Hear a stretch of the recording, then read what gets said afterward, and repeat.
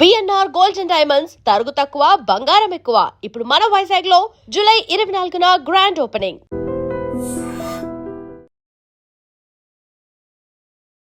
నమస్కారం, welcome to I dream. ధర్మ మార్గం విత్ విజిత కార్యక్రమానికి స్వాగతం.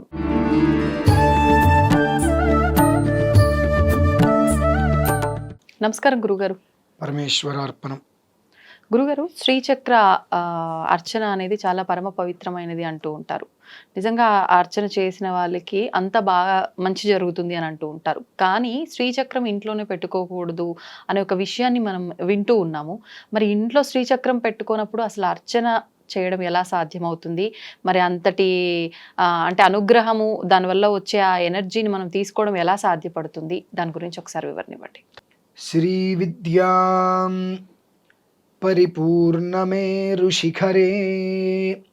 బిందుత్రికోణే స్థితాం వాగీషాది సమస్తభూతజననీ మంచే శివాకారకే కామాక్షీం కరుణారసార్ణవమయీం కామేశ్వరాం కస్థితాం కాంతాం చిన్మయ కామకోటి నిలయాం శ్రీ బ్రహ్మ విద్యాం భజే. శ్రీమాత్రే నమః. శ్రీచక్రం ధనానికే ఇంధనం, మహాలక్ష్మి స్థిర నివాసం, చక్రరాజము అని అంటారు. శ్రీచక్రం మీద అమ్మవారు స్థిర నివాసంగా, సింహాసనంగా భావించి అమ్మవారు కొలువై ఉంటుంది. అయితే అందరూ కూడా శ్రీచక్రం ఆరాధన చేయడానికి అర్హులు కారు. అందరూ అంటే నేను వర్ణభేదన చెయ్యట్లా.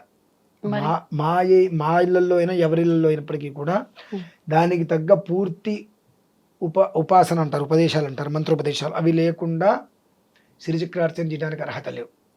ఓకే, అంటే మంత్రోపదేశం ఉన్న వాళ్ళు దానికి పంచదశి, షోడశి, పూర్ణ దీక్ష అనేవి ఉంటాయి, కొన్ని నవాక్షరి, ఇటువంటివి లేకుండా, మంత్రోపదేశాలు లేకుండా, వాటిల్ని చేయవలసిన ఈ రీతిలో ఆరాధనలు, జపం, అనుష్ఠానం చేసుకోకుండా శ్రీచక్రార్చన చేస్తాను అంటే నాకు కూడా అర్హత ఉండదు. శ్రీచక్రార్చన నేను చేయాలి అన్నా కొన్ని సంవత్సరాల పూర్వమే దానికి తగ్గ దీక్షలన్నీ కూడా తీసుకొని ఉండాలి. అలా ఆ దీక్ష ఉన్న వాళ్ళు మాత్రమే శ్రీచక్రార్చన చేయడానికి అర్హులు. అందుకని అయిన గంధానికి నేను చేసేస్తా, పసుపు కుంకం వేస్తా, అర్చన చేస్తా, ఆరాధన చేస్తా అనేటువంటిది ధర్మయుక్తం కాదు. ఎవరు కూడా చేయకూడదు. ఏదో పూర్వం కూడా అన్నారు, ఎవరి ఇంట్లో శ్రీచక్రాన్ని పెట్టుకోవద్దు. ఇప్పుడున్న పరిస్థితులలో స్త్రీలకు ఏదైనా రజోదోషం నెలలా వచ్చినప్పుడు కూడా ఇంట్లోనే ఉండేటువంటి స్థితి ఉంటుంది. కాబట్టి ఆ శ్రీచక్రాన్ని స్పృశించినట్లయితే రక్తహీనత అనేటువంటి వచ్చి మనిషి బాగా దెబ్బతింటారు. కాబట్టి అది ఇంట్లో ఉంచుకోవద్దు, పెట్టుకోవద్దు అని శ్రీచక్రం అనేటువంటిది ఇంట్లో ఉంటే ధన ప్రవాహానికి లోటు ఉండదు. కనుక దానికి తగ్గట్టుగా లోహం కానిది, అరూపమైనటువంటి ఒక శ్రీచక్ర విధానాన్ని నేను ఏర్పాటు చేసి చాలా మందికి అందించా. దాంట్లో మొత్తం 1,05,000 బీజాక్షరాలు నిక్షిప్తం చేసి అందివ్వటం జరిగింది.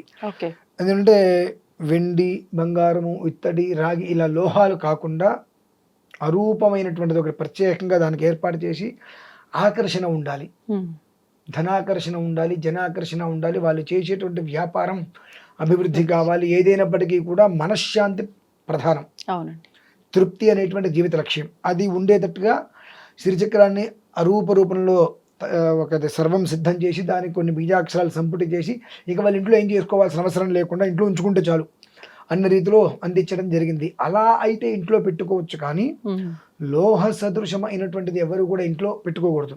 అలాగే త్వరలో 183 శ్రీచక్రాలతో విశేష ఆరాధన చేస్తున్నా. చాలా పెద్దది.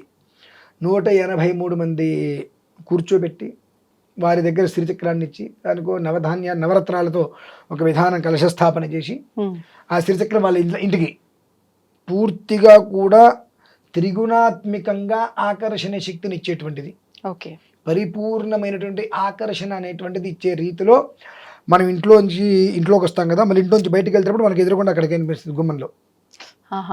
ఎంట్రన్స్ దగ్గర పైన పెట్టాలి, ఇంట్లోంచి బయటికి వెళ్ళేటప్పుడు ఎదురుగా ఉండేటట్టు అది మనకు కనిపించాలి. కనిపించేటట్టుగా అది ఎప్పుడు కూడా సర్వాకర్షణ అది అవుతూనే ఉంటుంది.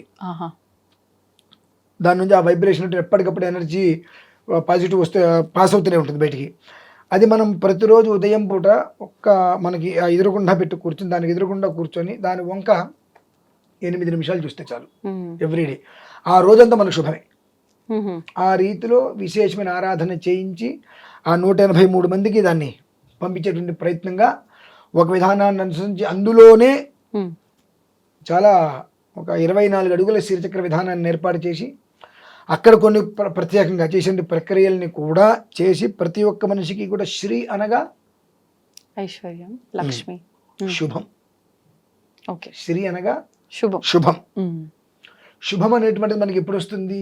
మీరు అన్నట్టుగా ఐశ్వర్యం ఉంటేనే శుభం ఉంటుంది. ఐశ్వర్యం ఉంటే ఆనందం. అదే అంటారు, నిజంగా ఐశ్వర్యం ఉంటే శుభం ఉంటుందా? ఉండదు. మరి ఏం కావాలి? తృప్తి. తృప్తి అనేటువంటిది కావాలి. అది ఉన్నప్పుడు శుభం అనేటువంటిది తోడుగా ఉంటుంది. ఆ తృప్తి అనేటువంటిది దేనికి సంబంధించి ఉంటుంది? మనం ఎప్పటికి తృప్తి పడతాం? పడలేం. తృప్తి పడాలనేటువంటి కాంక్ష అది మనకి ఇస్తుంది. ఓకే. నీకు ఈరోజు ఒక్క మార్నింగ్ లేచింత స్నానం చేసి ఇక్కడ నుదుటిని బొట్టు పెట్టుకుని 8 నిమిషాల శ్రీచక్రాన్ని ఇలా చూస్తే ఒక వైబ్రేషన్ మనకు వైబ్స్ పాస్ అవుతాయి మన శరీరంలోకి. దాని నుంచి ఎనర్జీ అది వస్తుంది. ఆ వచ్చినప్పుడు ఆ రోజు నాడు మనం ఏం చేసినప్పటికీ కూడా మొత్తం అది పాజిటివ్ వెళ్తుంది. అప్పుడు ఓకే, మన ప్రతి పని హ్యాపీగా ఉందిగా, అమ్మయ్య ఈ పూట మనం కడుపుండ భోజనం చేయగలుగుతాం అనేటువంటి ఒక మనస్సుని ఆ రకంగా తీసుకెళ్లేటువంటిది శ్రీచక్రం. శ్రీ అంటే ఎప్పుడూ కూడా శుభం, సౌఖ్యం, సౌశీల్యం, సౌభాగ్యం ఇటువంటివన్నిటికి కూడా ఏకమే శ్రీ అనేటువంటి పదం. ఓకే. శ్రీ అంటే అన్ని అందులో ఉంటాయి, ఒకటి కాదు. ఇది లేదు అనేటువంటి పదం ఉండదు, ఇది ఉంది అనేటువంటి పదమే అందులో ఉంటుంది. మన జీవితానికి ఏదైతే కనుక ఉంటే మనం తృప్తిగా ఉంటామో ప్రతిదీ కూడా శ్రీ అనేటువంటి పదంలో ఉంటుంది. చక్రము అంటే రాజనిలయం కనుక ఆ విధానాన్ని అనుసరించి మామూలుగా 1,00,000 బీజాక్షరాలతో అందరికీ అందించేమో, కానీ రేపు త్వరలో చాలా విశేషమైన ప్రక్రియ చేయించి భూతకాలంలో జరగలే, అర్థం కాలేదు అంటే పూర్వకాలంలో ఇప్పుడు జరగల, వర్తమానంలో ఇప్పుడు మనం అది అంతమందిని కూర్చోబెట్టి చేస్తున్నాం. చేంజ్ దాని యొక్క విధానం మొత్తం చెప్పి ప్రతి మనిషి జీవితంలో కూడా ఎవ్రీడే 8 minutes దాన్ని అలా చూడగలిగితే ఆ ఒక్క పాజిటివ్ ఎనర్జీ శరీరంలో గది. ఏ సమయంలో అండి? మార్నింగ్ స్నానం చేయగానే, మార్నింగ్ శుభ్రంగా పొద్దున్నే స్నానం చేసేసి మొహాన్ని ఇంత బొట్టు పెట్టేసుకొని చక్కగా చిన్న మంత్రం ఇస్తా. అంటే ధూపము అవన్నీ ఒక మంత్రం ఇస్తా, శ్లోకం. అది వింటూ ఒక్క 8 minutes అన్నీ పక్కన పెట్టేసి ప్రశాంతంగా చూడగలిగితే ఆ 8 నిమిషాలలో మీకు ఆ పెట్టినటువంటిది ఏదైతే అక్కడ మనం పెడతామో దాని నుంచి ఒక రకమైనటువంటి వైబ్రేషన్ మీకు అక్కడ వెళ్ళినట్టుగా రోమాన్ని ఎక్కపరుచుకోవడం ఎవ్రీడే తెలుస్తుంది. ఈ 8 నిమిషాల లాజిక్ ఏంటండి? 8 నిమిషాలు అది నేను చెప్పను. ఓకే, చెప్పకూడదు. ఎందువల్లంటే అది నేను చెప్పాను అనుకో, ఆ లాజిక్ని దృష్టిలో పెట్టుకొని అందరూ వెళ్తారు, అప్పుడు ఫలితం రాదు. కొన్నిట్లకి మనము సూచన మాత్రమే ఇవ్వాలి, విపులంగా చెప్పకూడదు. వాళ్ళు దాన్ని చేసినప్పుడు అది వాళ్ళకి అర్థమవుతుంది. ఓకే, మెంటల్గాను కాకపోతే ఎట్లా అది వాళ్ళు దాన్ని తీసుకున్నప్పుడు ఓహో ఓకే ఈ క్లారిటీ ఇదనమాట అని వస్తుంది. మనం ముందే చెబితే అది వాళ్ళకి తీసుకోలేరు. 8 నిమిషాలు కాదు, 8 గంటలు చూస్తే తీసుకోలేరు. అది వాళ్ళు దాన్ని ఆ ఫీల్ పొందలేరు. కనుక అది నేను చెప్పను. అనుభవిస్తారు వాళ్ళు. అనుభవించిన వాళ్ళు కింద కామెంట్లో కంపల్సరీ రాస్తారు. అలా తీసుకెళ్ళి ఇంటి ముందు అలా పెట్టేసుకొని ఆ 8 నిమిషాలలో ఆ వైబ్రేషన్స్ తీసుకుంటే ఆ రోజు మొత్తం ఎప్పుడు కూడా మంచి ఎనర్జీగా నవ్వుతూ ఎవరేమన్నప్పటికీ కూడా అసలు మన వరకు రావు, ఆ స్థితి అనేటువంటిది ఏర్పడుతుందండి. కాబట్టి ఆ రకంగా మాత్రమే మనం శ్రీయంత్రం అనేటువంటి చక్రం ఇంట్లో ఉంచుకోవడానికి తప్పితే లోహంతో అయినటువంటిది మనకు ఆ అక్షర సమితి లేకుండా ఇంట్లో అభిషేకం చేస్తాను అర్చన చేస్తాను అనేటువంటిది పూర్ణ దీక్షా విధానం నవాక్షరి విధానాన్ని లేకుండా మాత్రం చేయటం అనేటువంటిది ధర్మబద్ధం కాదు. అది తెలుసుకోవాలి. ధన్యవాదాలు గురుగారు. పరమేశ్వర.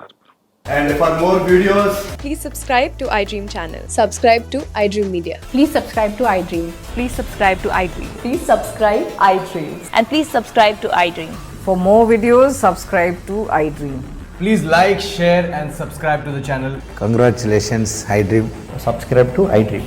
Subscribe to iDream. So subscribe to iDream Media. iDream ki iDream team andarki huge congratulations. Please subscribe iDream Media.